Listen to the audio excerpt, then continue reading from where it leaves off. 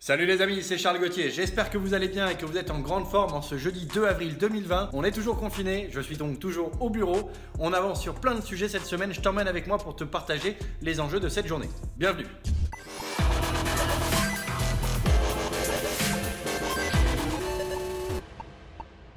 Les amis, vous l'aurez compris si vous avez vu les vidéos précédentes de cette série. D'ailleurs, je te mets une petite fiche ici si tu veux aller voir les vidéos de début de semaine. On a une semaine plutôt chargée parce qu'on a 2 jeux au programme en 5 jours. On est maintenant avec 2 développeurs, Florent et Olivier. Chacun est responsable du développement d'un projet, au moins de cette phase du prototype, du premier test, donc vraiment la boucle de gameplay principale sur les 3-4 premiers jours de la semaine. Et moi, je suis en charge davantage d'essayer de sublimer leur travail en apportant de la cohérence visuelle dans l'expérience de jeu qui peut donner une histoire ou qui peut appuyer le gameplay. L'idée, c'est toujours focus à fond sur le gameplay dans cette phase-là pour valider le potentiel de notre gameplay lors des phases de test qu'on va faire dès la semaine prochaine. Donc, il nous reste peu de temps. Aujourd'hui, on a une mission, sublimer l'expérience de jeu en consolidant la boucle de gameplay et en apportant du polishing visuel dans l'expérience globale du jeu pour donner quelque chose de cohérent qui va essayer de capter l'attention du joueur à la fois dans l'acquisition mais à la fois de capter son attention dans son expérience de jeu une fois qu'il a téléchargé le jeu, à savoir augmenter la rétention. Tu sais, c'est augmenter la fréquence à laquelle le joueur revient jouer et combien de temps il joue, combien de fois par jour, ainsi de suite. Donc le pourcentage de joueurs actifs jour après le téléchargement. Les amis, on vient de terminer le point quotidien avec les 2 développeurs gameplay, donc on a pu faire un point d'avancement sur les 2 projets en cours cette semaine. C'est plutôt bien parti, on est confiant, mais il reste beaucoup de boulot, donc je vais te partager ce que je vais faire ce matin de mon côté. J'ai récupéré les pushs des 2 développeurs sur les 2 projets, ils sont tous les 2 face à moi, ils sont encore peu habillés. J'ai commencé à en habiller un, là je vais t'expliquer un petit peu ce que j'ai fait dessus, et le deuxième n'est pas habillé du tout. Et il y a beaucoup de travail à faire dessus, même si les fonctionnalités sur lesquelles on s'était mis d'accord sont toutes fonctionnelles, bien développées. Les développeurs ont très bien bossé cette semaine, vu qu'on est jeudi matin et que quasiment toutes les features sont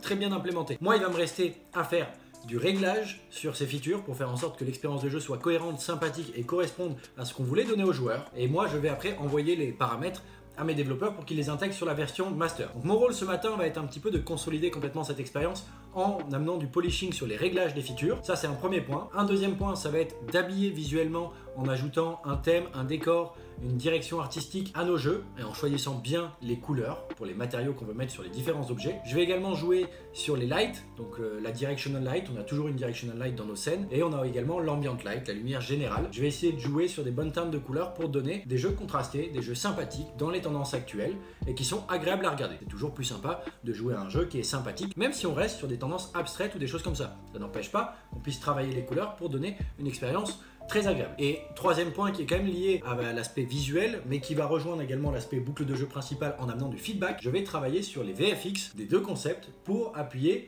les réussites, les échecs et les différents éléments de gameplay spécifiques à chacun des jeux. Voilà un petit peu mon programme de ce matin, je pense que ça va même me prendre un peu plus de temps que la matinée. Cet après-midi, ou en fin de matinée, peut-être à la pause déj, je pense que j'aurai fini les couleurs et un peu les VFX de base qui ne seront pas complètement finalisés. J'en garderai un petit peu pour demain. Et je vais me concentrer davantage sur le projet de gauche, qui est notre projet runner.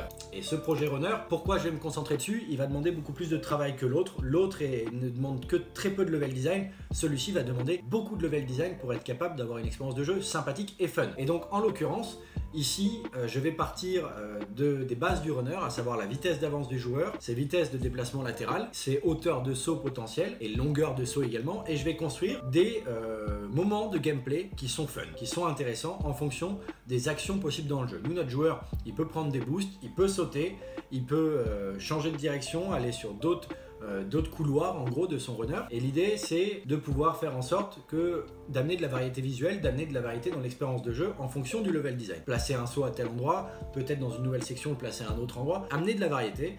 Et donc évidemment, il faut que je fixe certains paramètres pour pouvoir travailler davantage à créer des sections qui sont cohérentes. Je te l'ai expliqué dans la vidéo d'hier en parlant du terrain manager, en particulier sur ce concept, qui est un concept leveled, avec une génération de terrain qui est variée, histoire d'amener de la variété aux joueurs et de l'émerveillement, de la nouveauté. C'est très important de travailler sur ces points-là. Et je te l'ai expliqué hier, on utilise une structure qui nous permet de générer des levels à partir de morceaux de level.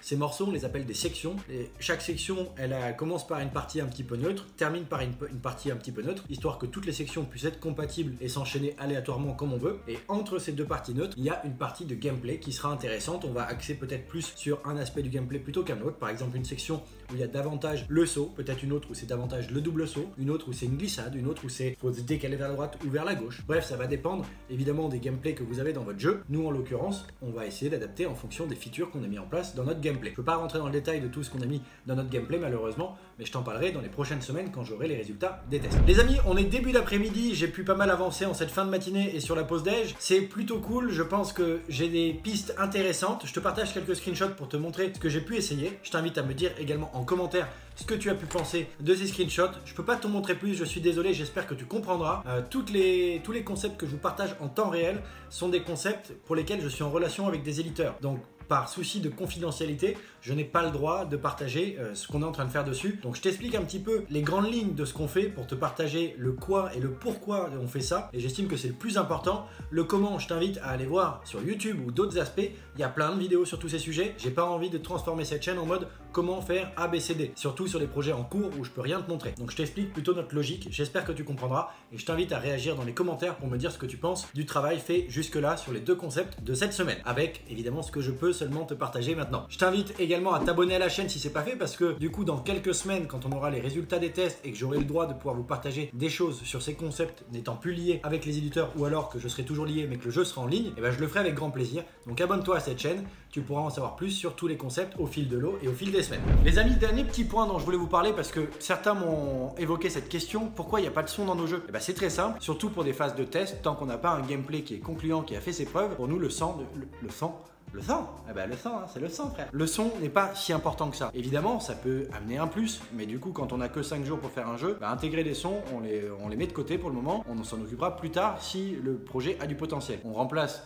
le son par les vibrations, par les VFX, par tous ces feedbacks là dont je t'ai parlé avant, et ça suffit largement. En tout cas, la plupart des créateurs qui testent beaucoup de jeux pour pouvoir avancer et performer sur ce marché, on n'utilise que très rarement des sons. Pour pouvoir avancer et performer sur ce marché, on n'utilise que très rarement des sons. Petit aparté, à moins qu'on travaille avec des éditeurs comme Amanotes ou d'autres éditeurs focus sur le marché des jeux musicaux comme Piano Tiles et compagnie. Évidemment, là, ça fait partie du cœur du jeu, donc il faut bien qu'il y ait du son. Mais sur des jeux arcade, sur des jeux plutôt hyper casu classiques, on n'a pas besoin de son. Très peu d'éditeurs l'utilisent, très peu de créateurs de jeux l'utilisent, du moins sur les premières phases de test. Une fois qu'un jeu est mis en ligne mondialement, peut-être qu'à ce moment-là, ça vaut le coup de sublimer l'expérience encore plus en ajoutant de l'expérience sonore et des musiques de fond. Voilà un petit peu ce que je voulais te partager en aparté sur tout ce qui concerne les sons dans nos jeux à ce moment-là de production. Les amis, le jeudi est déjà bien avancé. Il me reste encore pas mal de choses à faire. J'ai envie de continuer à bosser sur les sections pour amener beaucoup de variété dans un des deux concepts. L'autre est déjà pas trop mal finalisé. Il me restera peut-être encore quelques petites finitions en termes de VFX et de feedback. Je pense que demain on pourra finaliser correctement nos deux concepts, donc on verra bien. Je t'invite à suivre cette série de vidéos, donc n'hésite pas à t'abonner à la chaîne si c'est pas encore fait et à activer toutes les cloches de notification,